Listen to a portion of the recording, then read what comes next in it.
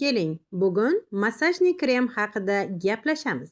Massajli kremning foydali xususiyatlari qanday? Bizga u nima uchun kerak? Biz nima uchun skoriy pomosh sifatida buni har bitta oilaga tavsiya qilamiz? Bu farzandlarga ham, mitti bolajonlarga ham, kattalarga ham, qariyalarga ham birday manzur keladigan massajli kremdir. Buning foydali xususiyatlari juda ham ko'p. Keling, to'xtalib o'tamiz.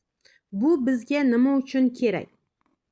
Bu turli xil og'riqlarda, shamollashlarda, migrenlarda, hammasi uchun, singanda, chiqqanda, yiqilganda hammasi uchun foydali xususiyatga ega.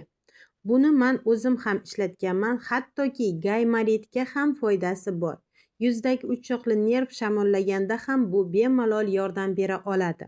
Buning hech qanaqa zararli taraflari yoki allergiya ko'taradigan taraflari yo'q, chunki bu tabiiy toza mahsulot. Bu Vilev kompaniyasida ishlab chiqarilgan massajli krem hisoblanadi. Bundan men bitta olmoqchi edim, bittasi sovg'aga keldi. Ya'ni buning bolajonlar uchun qanday foydasi bor? Buni moshday qilib ichsa ham bo'ladi. Mana massajli kremimizni moshday qilib ichsa ham bo'ladi.